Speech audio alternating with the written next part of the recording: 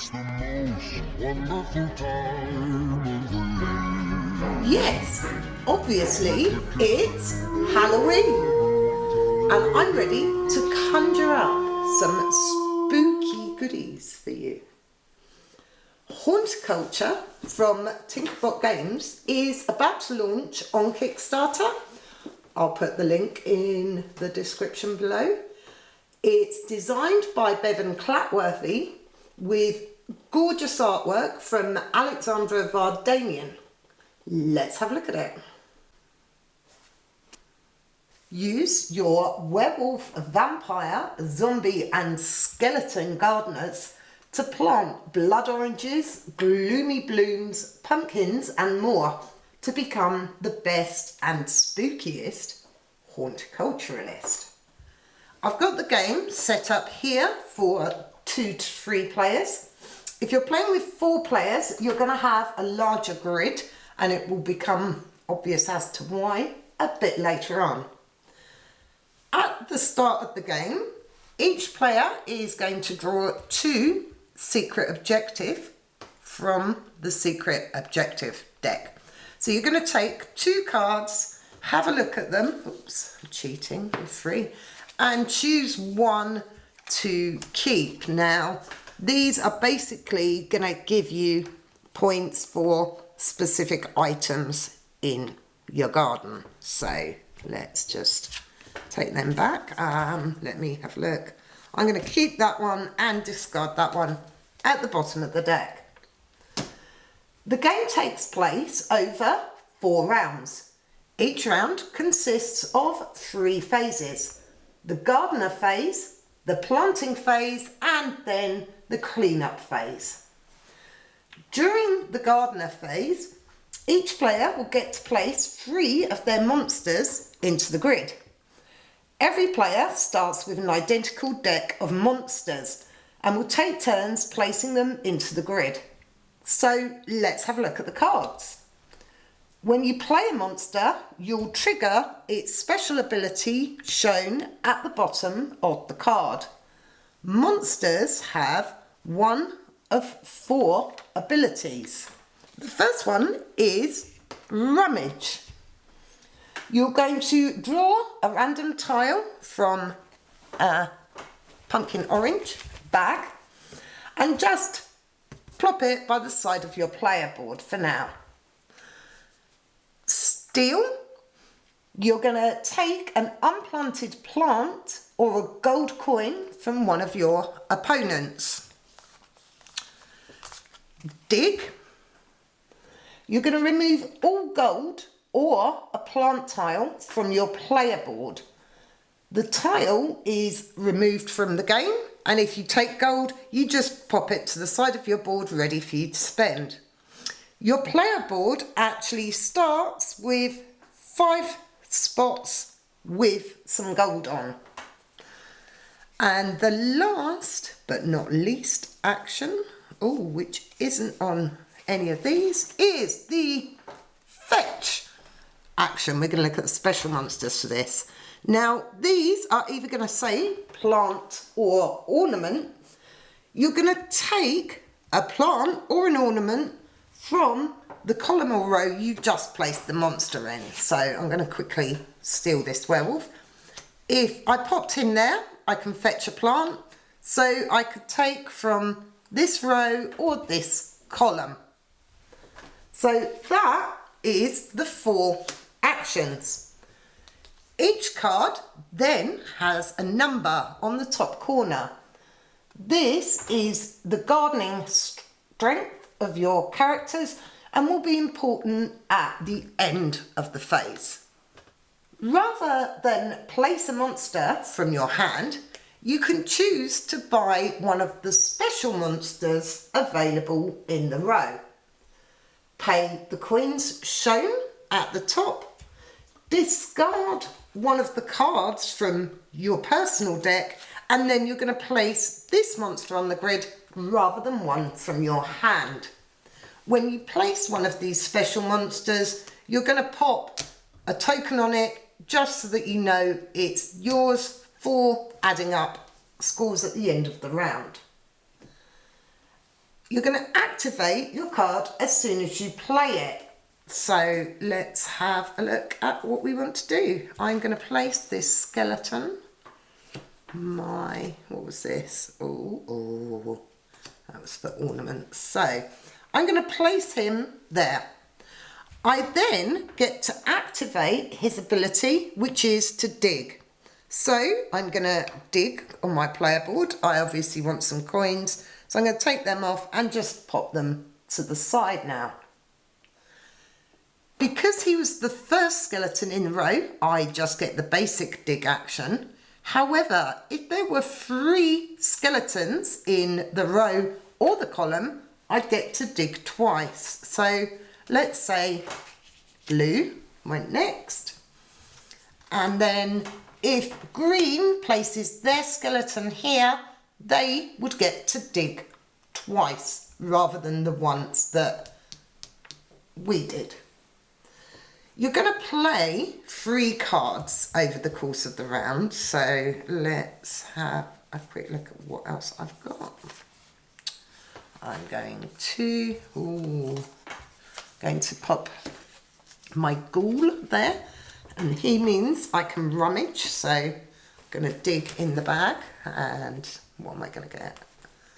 Oh, okay, I got a gloomy bloom. So I put that by the side of my player board for now. So let's have a look. Let's just take some random cards for these other players. Let's go there and there.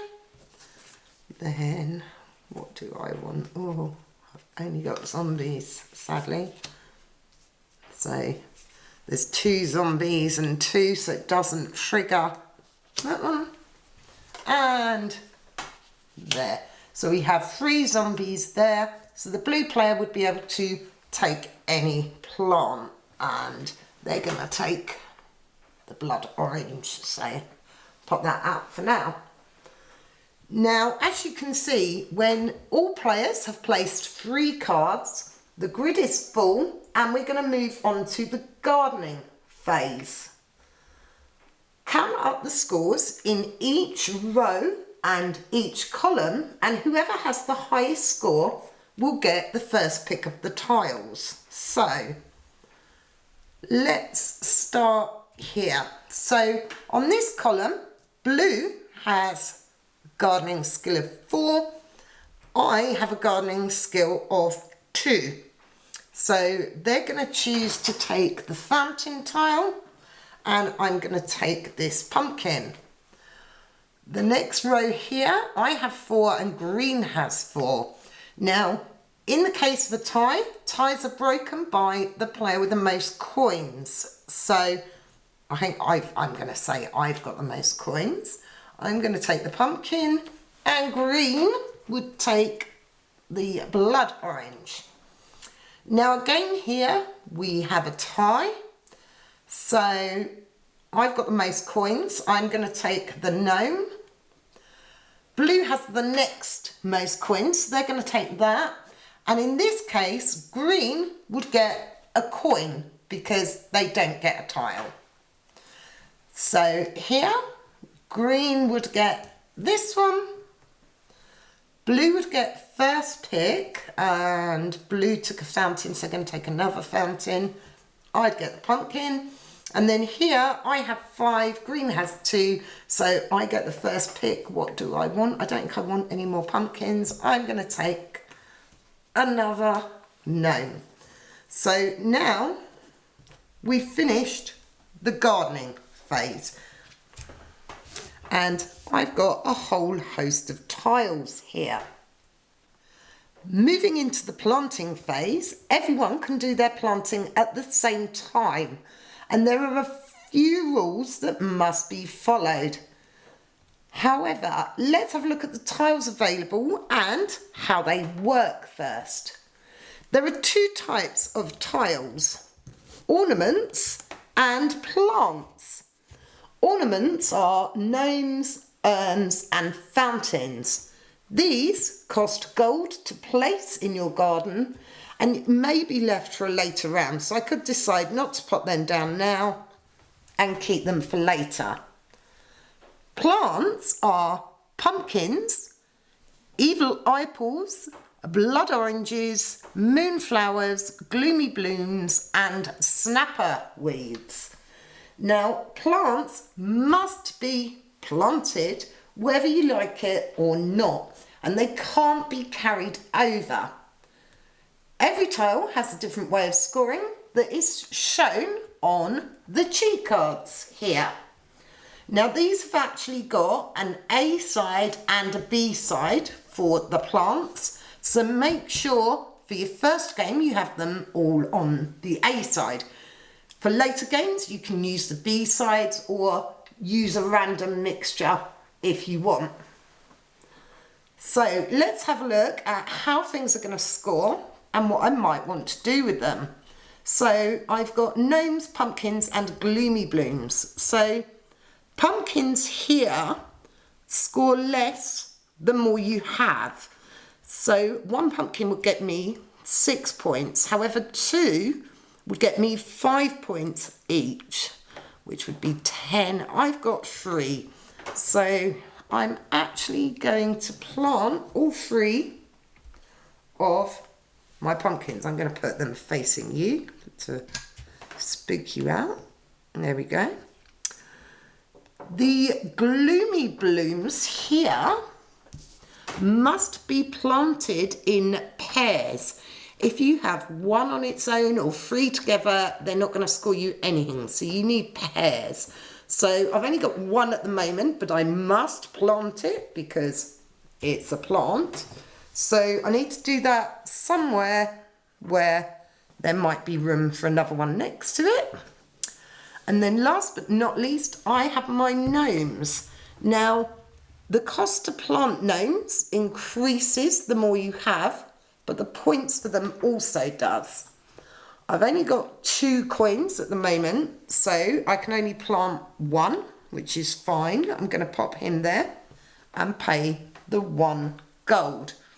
Because he's an ornament, I can keep him until the next round. Once everyone has planted, you're going to move on to the tidy up phase. First thing you're going to do is remove all the monsters from the grid, and these are going to go into your discard pile. So pop them there, and greens cards there, and blues cards there. Discard any unclaimed tiles from the greenhouse, of which we have none, and you're going to refresh the special monster row. And again, we didn't take any of them, so that's going to stay the same. So now we're going to fill up our greenhouses ready for the second round. So let's go around and do these. 3, 1, 2, 3. There we go. So now I've used those 3 cards. I only actually have 3 cards left in my deck. So these are going to be the 3 cards I'll play this turn. After I've played these in the second turn, I'm going to pick up all of my used cards and start again with a full deck of 6 cards. At the end of round 4, the game is finished and you're going to move on to endgame scoring. So at the end of the game, there is a handy little score pad that gives you space to mark all the different types of tiles. So let's have a look at how I've done. I'm going to move that. So the moonflower here, I choose a tile and I'll get points for any that are diagonally next to it. So I'm going to choose my gnome here. This one's diagonal, so I'd get 1 point for him. If I had 2, I'd get 2, 3, 3 and 4 would get me 4. But for now I've got 1, I'd just pop the 1 in up there. Next come the evil apples. So these are similar and opposite to the moonflowers. So for these, you're going to get points if they're on orthogonally adjacent. spaces. So I'm going to use my gnome here. I have this one and this one. So I'd get 2 points for each of them. So I'd get 4 points. Now, let's have a look. Sneaky. Under here, I have an urn. And what the urns do is they give me double points. So that one would actually get me 4 points. So I'd score 6 points in total. My gloomy blooms here, I have a pair here. So each plant in that pair will get me 3 points. And this little guy on his own here gets me nothing. Pumpkins, 3 pumpkins get me 4 points each. So 12 points for my pumpkins. Then we look at gnomes. I have 2 gnomes on my board, so 5 points each for those. Fountain, well, I didn't get any fountain pieces because Blue was collecting them. But if you get all 4 of the fountain components, let's have a quick look at them. There's 2. And you can imagine what the other half would look like. If I had all 4 parts of that, I'd get 20 points. If I had those 2, I'd get nothing. And, oops, I missed the blood oranges. Blood oranges are 1 point for every empty space. So here, this guy, I'd get 1, 2, 3, 4, 5, 6 points for him. And lastly, but not least, the snapper weeds, which I didn't get any of. So that is all my plants. Then lastly at the bottom is the secret objective tile. So here I took 3 points for every ornament. So I got 1, 2, 3, 4, 5, would be 15. However, it's a maximum of 12 points. So I'd get 12 points. Add up the scores and the player with the most points is the winner. Haunticulture from Tinkerbot Games is going, I think, on the 27th of October. It will be on Kickstarter. This is a prototype, so a lot of the components will look different. Bear that in mind. The artwork's lovely. It's spooky, it's clever, it's pattern building, which I'm rubbish at. Rob's quite good at it though, so I think he likes this one. It's nice, it's fun. You should check it out. We like Bevan's games, we like Tinkerbot Games. They're a good little British company. So have a look on Kickstarter. The art is gorgeous.